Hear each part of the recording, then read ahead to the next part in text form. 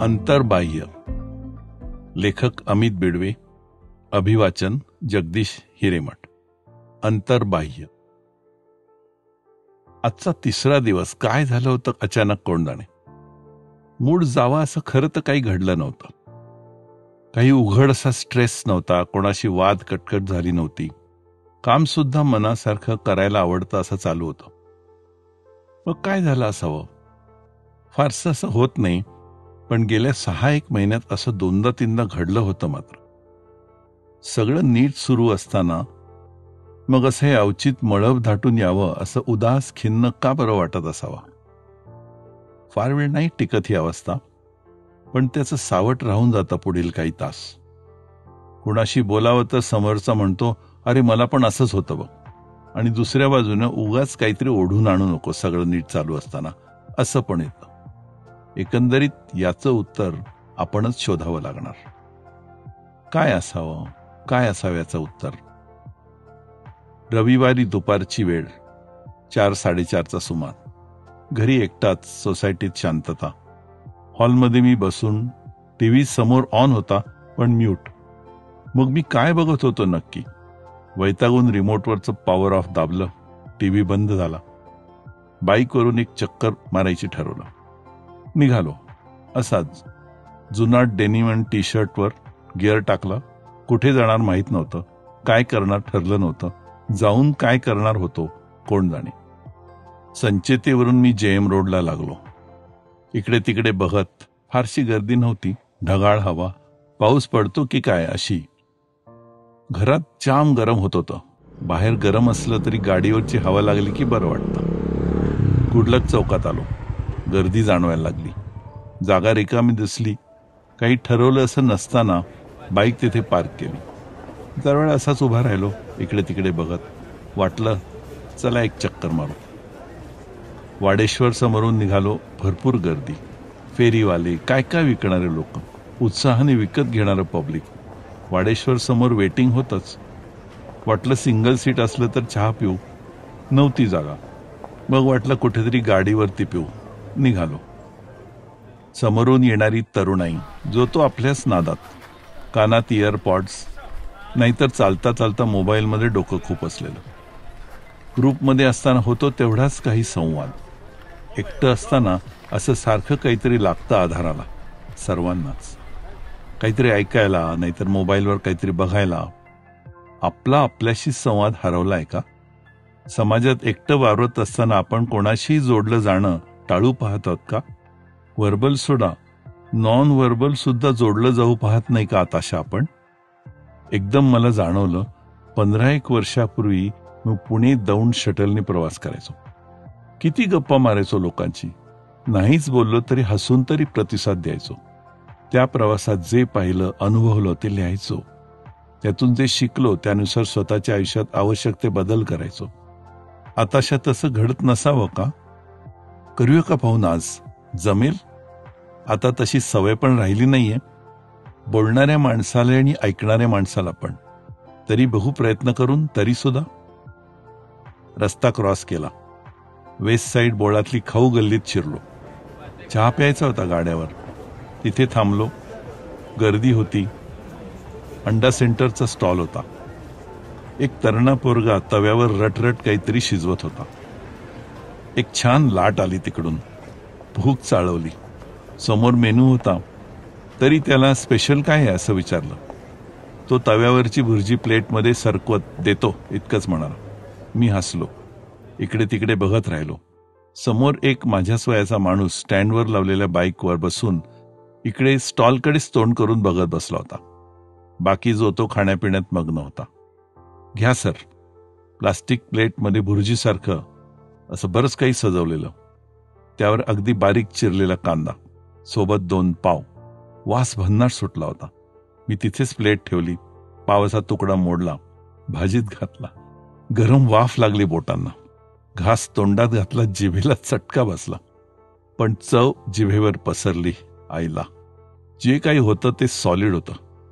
मस्त आहे रे हे, मी एकदम सुखावून म्हणालो. तो असाच आवरावर करत होता. त्यानं वर पाहिलं. त्याला बहुधा अशा कौतुकाची सवय नसावी. त्यानं ते नीट ऐकलं नसावं किंवा ऐकून खरं वाटलं नसावं म्हणून मी परत म्हणालो, काय आहे रे हे? असलं कधी खाल्लं नाही मी आजवर. मी घास घेत म्हणालो. मोगलाई अंडा. तो खुश होत म्हणाला. मी खात होतो. तो हळूच माझ्याकडे बघत होता आणि सुखावत होता. आणि हा कांदा हातानं कापला इतका बारीक? मी मध्येच त्याला विचारलं. समोर बाईकवर बसलेल्या मागच्या त्या माणसाकडे बघत तो म्हणाला, त्यांनी शिकवलं. 5 वर्ष प्रॅक्टिस केली तेव्हा आता असा कापायला यायला लागलाय.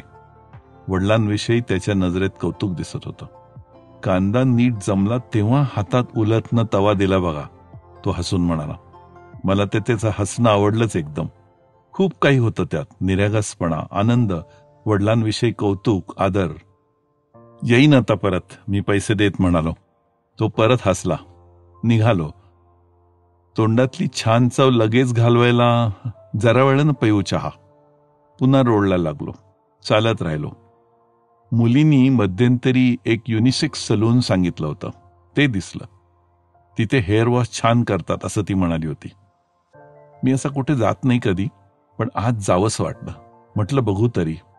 बाहेरून अंदाज घेतला. खूप हायफाय असेल तर सहसा मी टाळतो. पण हे असं अंगावर येणारं वाटलं नाही. काउंटरवर ब्लॅक टी शर्ट, जीन्समध्ये स्टाफची पोरपोरी. तरी मी जरा दबकतच आत गेलो. हेअर वॉश असं मी म्हणालो. या सरात एक मुलगी पुढे होऊन म्हणाली. आत गेलो. बऱ्यापैकी इंटिरियर. स्पीकरवर मोठ्या आवाजात इंग्लिश गाणी सुरू. एक तिशीतला पोरगा. मला इझी चेअरवर बसवलं. डोकं मागे टेकून बेसिनमध्ये. गार शावरचा फवारा. उंची शॅम्पूचा मंद सुगंध. छान वाटलं. मग दुसऱ्या खुर्चीवर बसून ड्रायरच्या फवाऱ्यांनी केस सुकवणं. हे ड्रायरनं केस सुकवायचं खूप वर्षांपासून मला करायचं होतं. आज स्वप्नच पूर्ण झालं म्हणायचं. गार केसात त्या गरम वाफेमुळे छान वाटायला लागलं. आरशातले त्याच्या प्रतिबिंबाकडे बघून मी गालात हसलो. तो पण हसला. मी काहीतरी म्हणालो. जोरात गाणी सुरू होती. बोलणं अशक्यच होतं. पूर्वी बरं असायचं, अशी जोरात गाणी नसायची. गप्पा व्हायच्या केस कापताना. मी मोठ्यानं म्हणालो.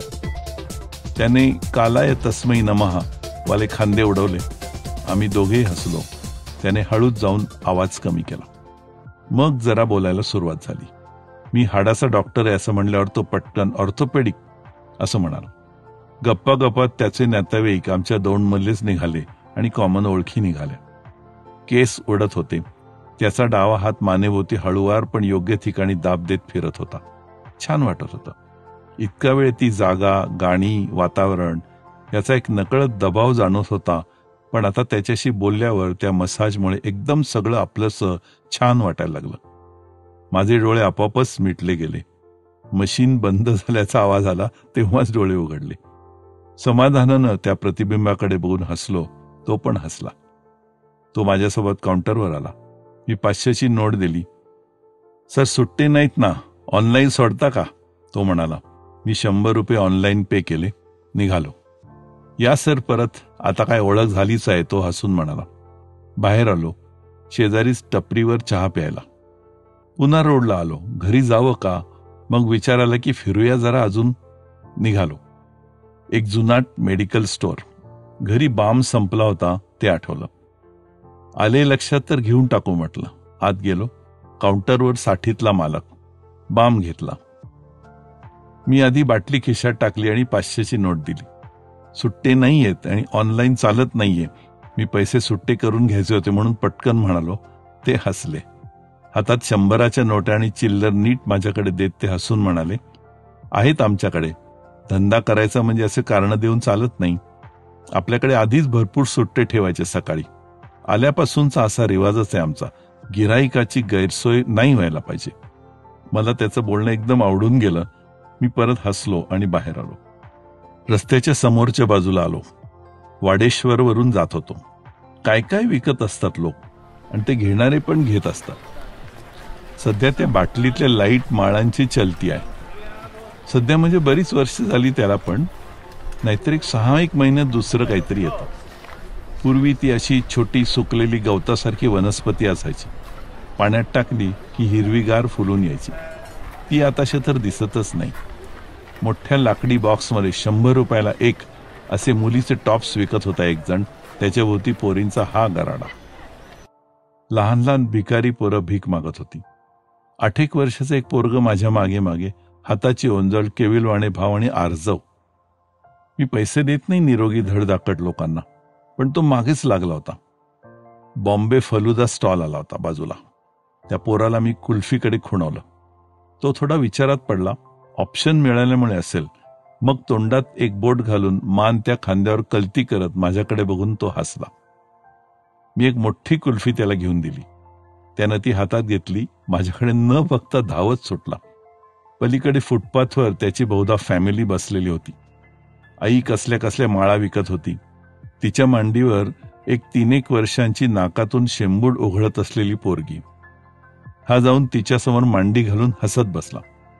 पोरीचे डोळे कुल्फी पाहून चकाकले. मग त्याने आधी तिच्या समोर ती धरली. तिने डोळे मिटून ती चाटली आणि मग त्याने पण. दोघेही हसायला लागले. मी हळूच त्यांना पाहत होतो.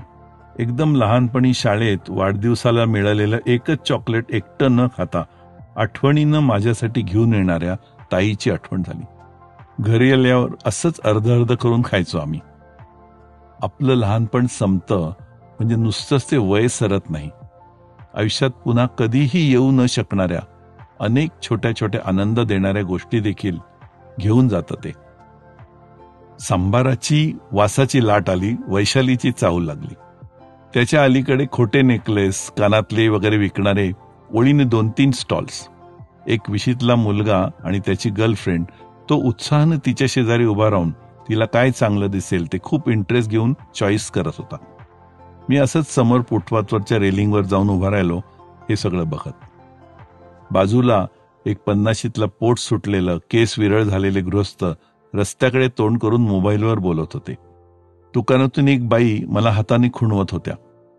त्या मला त्यांना इकडे बघायला सांगा असं खुणवत होत्या. मी शेजारच्या माणसाला खांद्यावर थापटत तिकडे खुणावलं. त्यानं पाहताच त्या बाईने तिथून कळ्यामधला एक नेकलेस हाताच्या अंगठ्याने ओढून धरत त्याला दाखवलं. त्यानं फोनवर बोलत असताना मस्त अशी उजव्या हाताचा अंगठा उंचवत खूण केली. अशा प्रकारे दोघांचं एकमेकांना अंगठे दाखवून झालं. तो माझ्याकडे कदाचित कृतज्ञता म्हणून फोनवर भेटल्यावर बोलू असं म्हणून फोन ठेवत हसला. मग मी पण हसलो.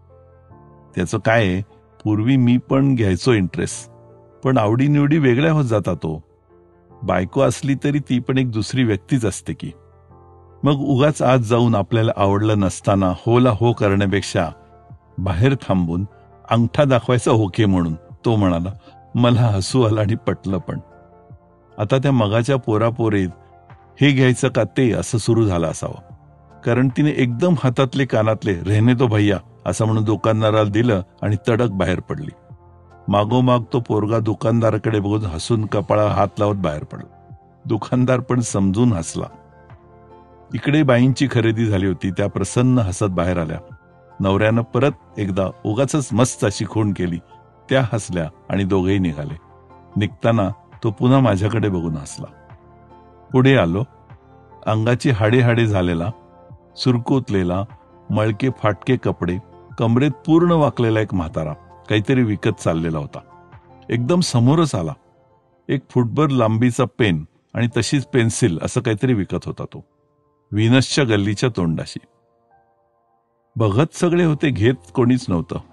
लोक एक वेळ भीक सहजपणे देतात, पण असं काही विकत घेत नाहीत. मला घ्यावं वाटलं, पण इतकी लांब पेन पेन्सिल ठेवण्यासाठी माझ्याकडे काहीच नव्हतं. बाईकवर नसतं न्यायला जमलं. तो बाबा एकदम समोरच उभा, वाकलेला, त्याचा चेहरा माझ्या पोटाच्या रेषेत. त्याने कसंबसं वर पाहिलं. त्याची भूक मला त्याच्या डोळ्यात एकवटून आलेली दिसली. एकदम कसं तरीच झालं. मागच्या बाजूनी वैशाली आणि त्याच्या सांबाराचा वास, वेटिंगसाठी उभे असलेले लोक. काय करावं? ही भूक खरी असले तर मग घेऊ पेन, आणि अभिनय असेल तर त्या अभिनयाला सलाम म्हणून घेऊ वाटल्यास. किती? मी खुणेने विचारलं. त्यानं व्हीची खूण केली बोटानं. मी जीन्सच्या खिशात हात घातला. 20ची नोट त्याला दिली. एक पेन पेन्सिल घेतली. बाजूला उभे कॉलेजवयीन मुलगा आणि मुलगी माझ्याकडे पाहत असावेत. तो हसला माझ्याकडे बघून. बाबा पैसे घेऊन पुढे निघून गेला होता. मी तो पेन आणि पेन्सिल त्या कॉलेज मुलाला ऑफर केली. तो खांदे उडवत नको असं म्हणाला. देऊन टाकशील कोणाला तरी, मला न्यायला काही नाहीये जवळ, त्याच्या त्या सॅककडे बघत मी म्हणालो. तो समजून हसला आणि ते पेन पेन्सिल घेतलं त्यांनी हातात. राहू दे, मलाच, क्यूट आहे. त्या पेन्सिलच्या टोकाला असलेल्या प्लास्टिक मिकी माऊसचं नाक पकडत ती हसून म्हणाली. मी दोघांकडे पाहून हसलो आणि निघालो. पुढे आलो. आता निघावं असा विचार आला. हवेत अजून उकाडा होताच. अचानक वारा सुटला आणि एका बाजूला आलो. तिथे एक कट्टा होता, एक बारकी शेड, चहाचा गाडा आणि चहा सिगरेटवाले काही जण. मी असाच उभा राहिलो बाजूला. खाली कट्ट्यावर बसून एक जण घाईघाईत डबा खात होता. म्हणूनच मोबाईलमध्ये पाहत होता. अंगात कंपनीचं नाव घातलेला एक टी शर्ट होता.